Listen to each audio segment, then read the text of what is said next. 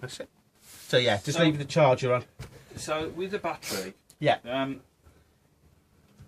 you don't when you sort of got when you've got the 240 plugged in. Yeah, you don't always select the battery. You still sort of use it as a link. It still goes through the battery. Yeah, still goes through. Okay. So because some of it, I thought you shut the battery off. Yeah. And just use the 240 straight to the back. No, because it's the current that's different. You see, it'd be too much of a strong current because this all runs at 12 so you volts, use it as a. Yeah, I know. Yeah. The name so what the 240? Yeah, I can't think of the technical term. I'm going to sound really posh. Then, yeah, I used to have one in the truck as well, and I can't. Yeah, like an inverter. Inverter. That's it. Yeah. So your sockets here, like your household sockets, will only run off the 240 supply. Okay. They won't run. So if you're just on the 12 volt battery, then sockets won't work. But as soon as you're plugged into the 240, yes, they work then. Okay. But then everything else, like your lights and things like that, are all running off the 12 volt battery. But it's the 240 supply which is topping up the battery to keep this constantly on. Okay. So as we are now, we could leave this sat like this for, I don't know, probably 10 years. Do you know what I mean? And it will just constantly run because you've got the power coming in, recharging up that battery, so that battery will never go flat. So how about you're in the middle of the boonies? Yeah. And you haven't got a 240. 240. So you can run with everything. So you'll get your lights, obviously your fridge and things you can run on gas. Yeah, your cooker you can run on gas. The only thing you won't obviously have is your 240 sockets. But if you do look, dotted around are some 12 volt sockets. You know, like your cigarette chargers. So you have got them in there. So if you are into wild camping, out and about, have some like in-car charger things to charge your phones and things like that. Okay. But you can't use it. Obviously, you can't plug a kettle in, but you can boil a kettle on the gas hob. That's cool. Yeah. Okay. But then obviously when you get back to civilization, as soon as you plug it into 240, that leisure battery will charge back up. But they won't last forever if you've got it lit up like Christmas in here. But obviously if you're only running on one light, then yes, you will find it will last you at a fair rate. Now, can you just tell me something slightly off the subject? Yeah, go on.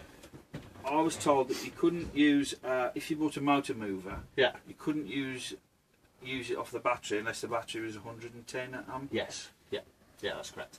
The reason for that is, I mean, you could get away with a 100 amp battery, but what you'd find is it won't travel as far because it's such a drain on the battery. It will literally just go and flattens your battery, and you're dead in the water then as such. So if you use a motor mover with a 110 amp one, so you'd have to change that. 70, isn't it, that one? Yeah.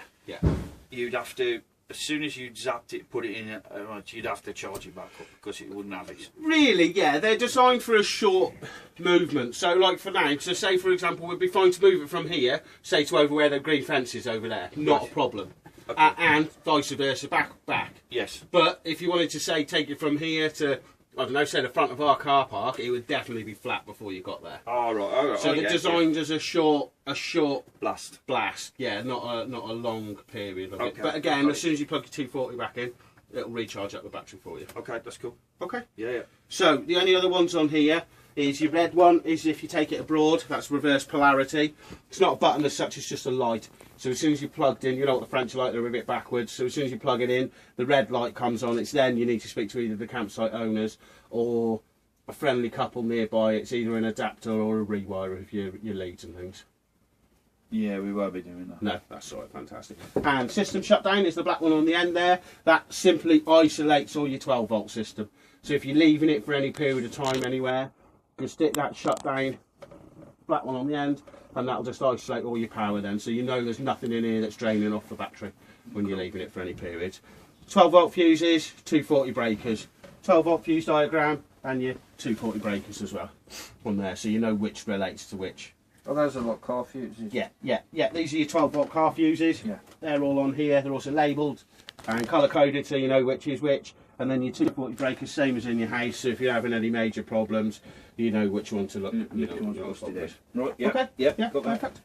That. Right. So powering your van up initially is all above the door. So we'll move down to the door now.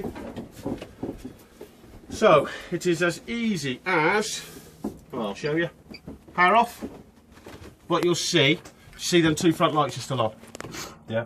So what that is that's because we're plugged into the 240. So if you're going out to the pub at night, you may find when you knock that power off, a few lights will stay on because they're on the 240, but obviously you can switch them off manually for it. Okay. So to switch it on is just as easy as press the power button. Right, everything will light up. On here then is the green light, obviously to show the panel's on. The green light here with the electric strike is to show that we're plugged into the 240. So can you see that? So this one's the 240, and then this indicates we're running off the leisure battery. So when you're on site, that's what you want to see, because you know we're pulling the power off the leisure battery, but the 240 is on recharging up your leisure battery. Okay. Okay. View levels just shows you the condition of your leisure battery. So obviously, as you say, if you're out in the middle of nowhere, you can keep an eye on how much power you got on there. Obviously, once you start getting sort of down to 12, anywhere around here, it'll start to be a little bit. When you get here, definitely, once you get to 10, you're looking at flat battery. Cool. Okay. And then the last one on here is your water pump. So that's easy. That's your pump on, that's your pump off. Okay. And the water pump, you need that on to use your water system. All the time. So literally when you're in, just switch your water pump on and just leave it on. Okay. The pump will only run when you ask for water. It won't run without it. Yeah. Yeah. So obviously, so imagine it's winter time now, or it's summertime, sorry. You've closed that tap into the down position, so you want to prime up your water system. So all you do is come here, switch this on, and put your water pump on. You can then prime your system. Right, okay. Prime your system is all done through your tap in your kitchen. Okay. So we'll go down to your tap. And it is as simple as always cold first. Run your cold tap. It will splurt a bit because I took your pipe off before. Come on.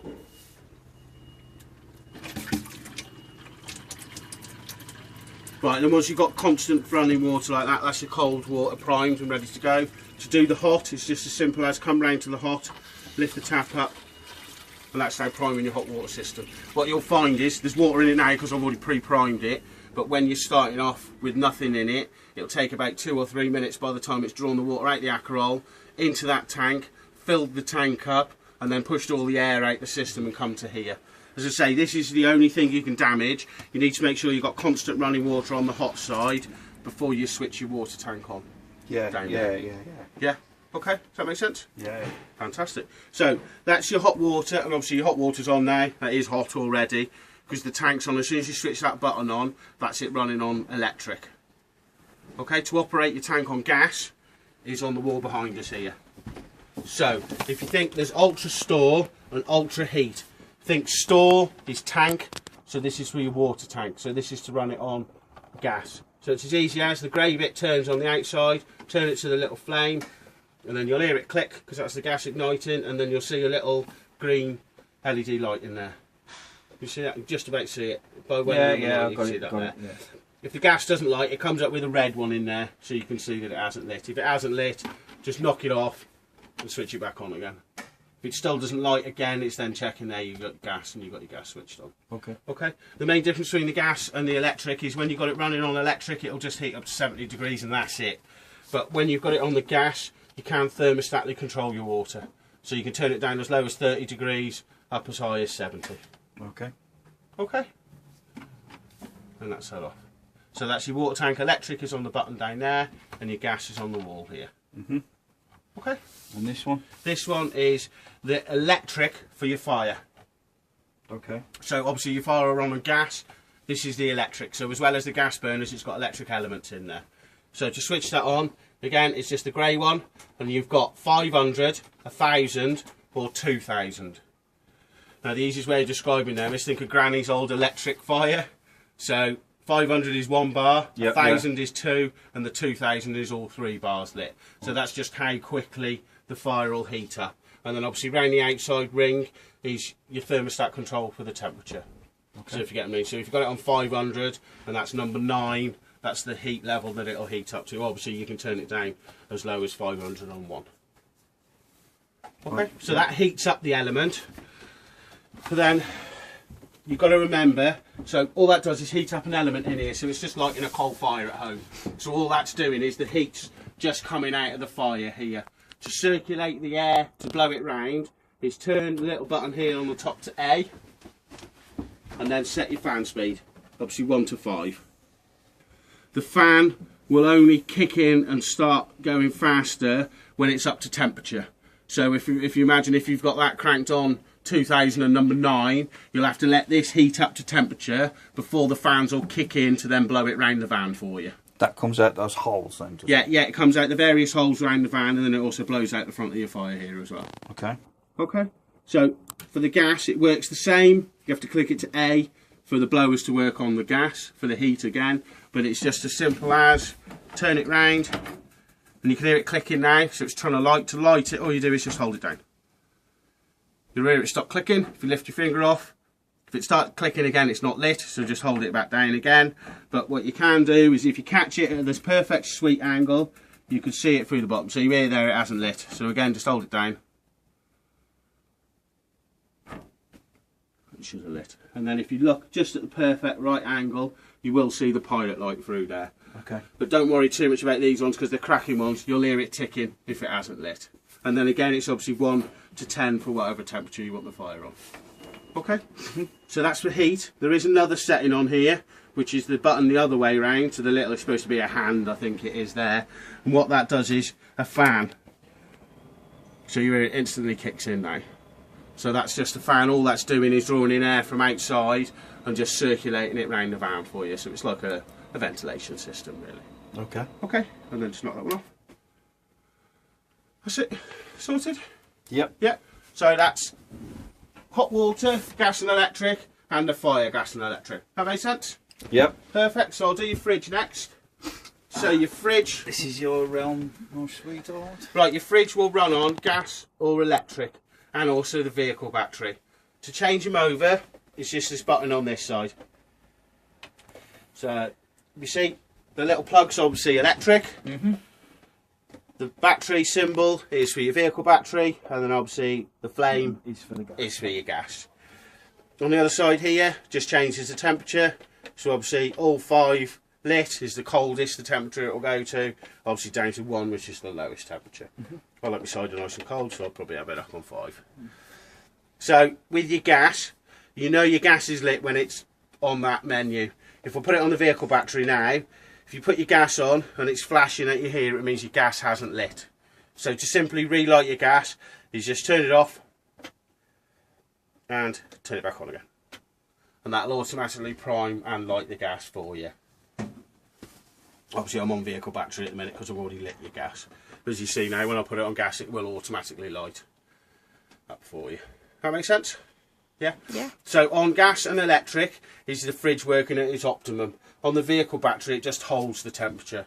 So if you wanted to ever travel with anything in your fridge, you need to make sure you got it down to temperature on gas or electric first, and then change it over to the vehicle won't make battery. it colder, but it'll hold it. Yeah. I Yeah, understand. yeah. So I mean, you can have ice pops in your freezer as long as you've got it cold to start with.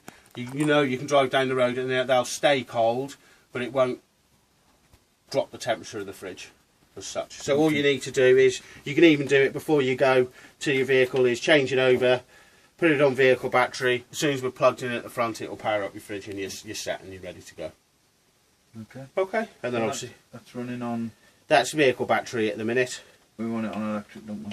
So I'll put it onto electric for you and then turn it up a bit. That should go off now. shouldn't Yeah, it? and then Blue light. the blue light will stay on. The blue light indicates just to let you know that the fridge is on. Okay. Yeah. When the blue light's flashing, it means that something's not right. So obviously on the vehicle battery, it's flashing because there's no power supply there. If your gas isn't lit, it'll flash again to let you know that the gas isn't lit. Okay. Okay. And then it's just a little tiny button at the front to switch it off. All right. Right. Microwave is as easy as. No. Kept doing this the other day. Power. And then turn it for your timer, and then obviously start and stop. You can just press start and it'll go up in 30 seconds. If you just leave it, it'll automatically start up for you. So which is the power button? Top corner here. Just press that. Press power, but you can press power again and that changes the power setting of the microwave, and then you just use the turny one at the minute to set your timer. Okay. Okay, and then just press start It's easier than the one at a time. and then isn't it? stop. Okay. Only thing with a microwave, never drive down the road with that in there. Obviously our roads are nice and smooth and you don't hit any potholes or have to swerve for anyone or anything.